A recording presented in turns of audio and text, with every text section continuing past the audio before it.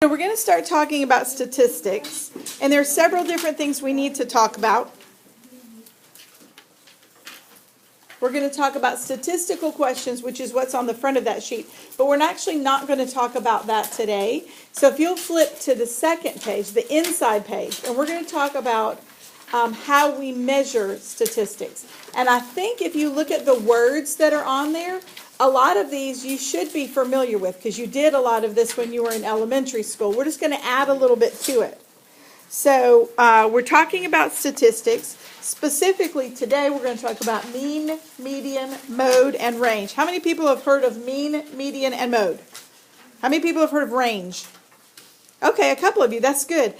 Usually range is the one people are not familiar with, but it's not hard at all. Okay, so we can talk about when people are making decisions about data in the real world, right? Right, Matthew? In the real world? In the real world, when they're making decisions about data, they talk about measures of center. In other words, what makes up the center of the data? And they talk about measures of variability, or how far something spreads. Now, for instance, you just took a test yesterday, and I told you that the mean score was an 84 point something, right? That's the same thing. That's your average. That's the mean. That means if I add up all the scores of all the people in our pod who took it, the average score was an 84. Okay? But I could also talk about what the lowest score was and what the highest score was and where most of the scores were. And that's the kind of stuff we're talking about right here. So if you'll go ahead, these are your definitions. So if you will frame these in blue. All right, so for measures of center, we have 3 of them, and they define where the middle of the data is, but in different ways. So there's the mean, which is the average. To find it, you're going to add the numbers and divide by the number of numbers. We'll talk about that in a minute. The median is the one in the middle, but we have to put them in order first to decide which one is actually going to be in the middle. And the mode is the most common or most repeated. So the one that's repeated the most times, that's the mode. For measures of variability, we have the range. That's just the difference between the biggest and smallest. We're just going to subtract to find that answer. And then we have something called the interquartile range, which we're not really going to talk about until we talk about a specific kind of graph called a box and whisker that we'll be doing a little bit later. But before we begin, I have a kind of a cute little video for you to watch. Okay, so when you're working on these, I want you to think, when you think of mean, I want you to think of this word. Average. In the world outside of math, we usually don't use the word mean to describe this number. We usually use the word average. So when you hear somebody say, what is the average, that really means the same thing as what is the mean. So you're going to think average when you hear mean. Okay, so here is your how-to next to it. It says, blank up all the numbers. What would that be? Add. Add up all the numbers, and then what's the next one say? Divide by the number of numbers. So you're going to add up all the numbers and then divide by the number of numbers. Okay, so looking at this set of data, this is the one that you have on yours. We're going to add them all up.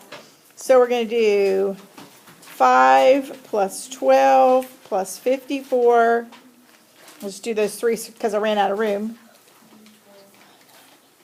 So that's 71, and then I have to add 24 and 5. 71 plus 24 plus 5. 100. So I got 100. And is that the mean? Yes. No, I have to do what? Divide all the numbers. Good. Okay. Hold on. Our total is 100, but we have to divide by the number of numbers we had. We had 1, 2, 3, 4, 5 numbers. So we have 100 divided by the 5 numbers that we had. That gives us 20. Okay, now listen. Just a hint. When you do this, if you get some random number, like way higher or way lower than the numbers that you started with, you know that's not right. Bless you. for average. The average is going to be close to the middle of those numbers. So that kind of makes sense. If we have a 54 and some 5, close to the middle of that would be somewhere around 20. Not exactly.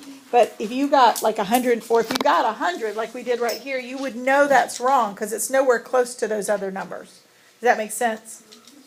Okay, so now for the median, which is our next one, I want you to think middle. So for the median, I want you to think about the middle, because it is the number in the middle. Stuck in the middle. This is what I mean. Please stop. Okay? And then it says, hint, if there are two numbers in the middle, find the mean of them, or average. But find the mean of those numbers if you have two in the middle. So, the how-to is the first step. This is the most important because if you don't do this, you'll get the wrong answer. Put the numbers in order.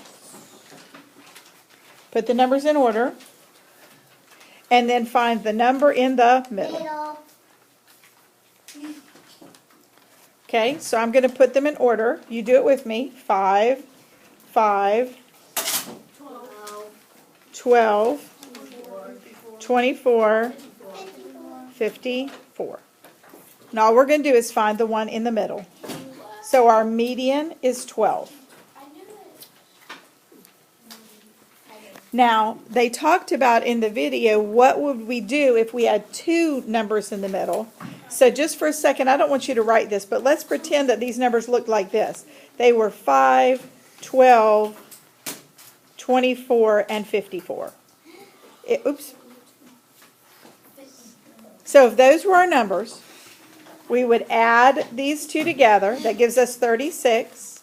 And then we would divide it by 2. So we're finding the mean of those numbers that are in the middle. Anybody know what the answer would be? 18. Good. 36 divided by 2 is 18. Okay? So if you have 2 in the middle, that's what you do. All right. Any questions on mean or median? Okay, so now we're going to talk about mode and range. Mode is the easiest one because it's just looking at the numbers to get it.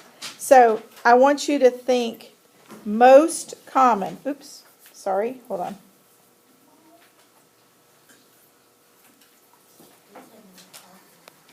Most common.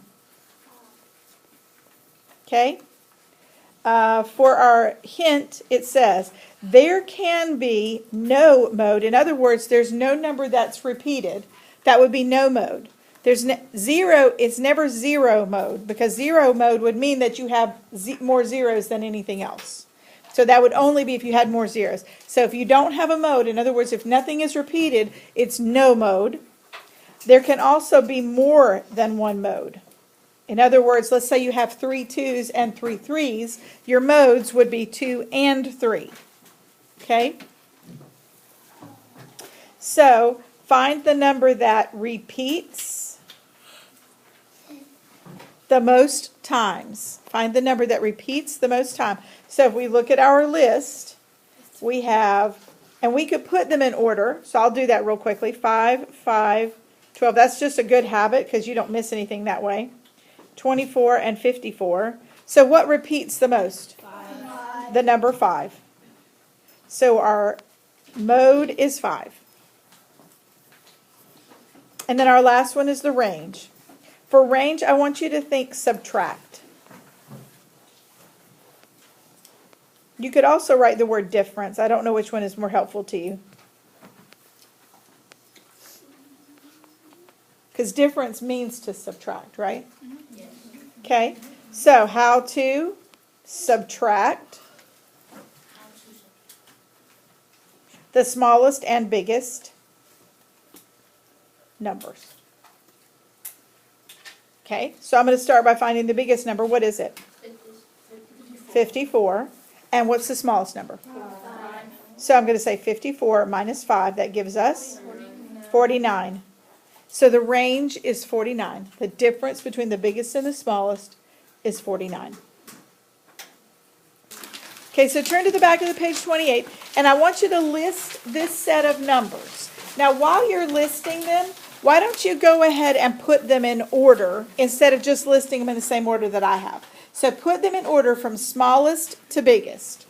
I'll do the same thing while you're doing it.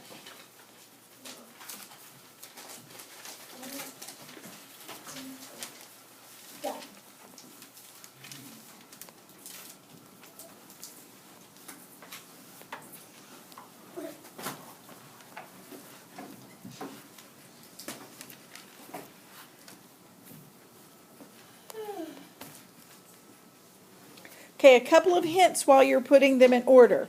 When you're recopying a set of numbers, one of the most common mistakes is people leave off a number. Usually they don't write down the wrong number, they'll just leave off a number. So you should always go back and count.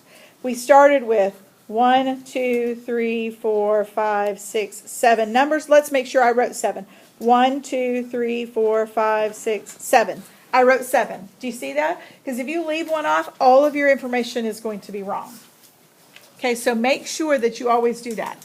So let's start with the mode, the most common, or the most repeated. What would you say the mode is, Ian? 3, 5. It is both 3 and 5. Do you see that? Because we have 2 3s and 2 5s. So we have 2 modes in this case. Let's change colors here real quick. We have 2 modes. They are 3 and 5. Go ahead and write on your paper mode, range, median, and mean real quick so you have that. Okay, the next one that I think is super easy to calculate is the range, because we're just going to subtract the biggest minus the smallest. So if we take 11 minus 0, what do we get? 11. So our range is 11. True. It's very difficult. 11 minus 0. Okay? The next one is the median, the one in the middle. Now, let me give you a suggestion. You may have been taught in the past to cross off the numbers till you get to the middle. And that's a good strategy except for something else we're going to do later. So I'm going to tell you don't cross them off. I would underline them. So I'm going to go 1 here, 1 there. It's a good strategy, but just make sure you don't cross them off because you're going to need them. So we have 0 and 11, 1 and 5. You should be doing this with me, okay? 3 and 5. So what's in the middle? 3. 3. 3 is in the middle, so our median is 3. That's simple. Do you have a question? Okay. So our last one, we've got to add them up and divide by the number of numbers. Now, it does not matter what order you add them in. So you can add it, if it makes it easier for you, you can add 5 plus 5 and get 10 and then add the others to it. However it works for you. So you go ahead and add them, and I'm going to add them at the same time.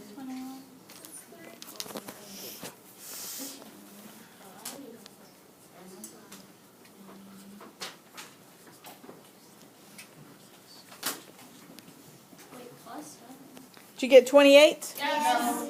Good. Yes. Okay, if you did not get 28, you added incorrectly.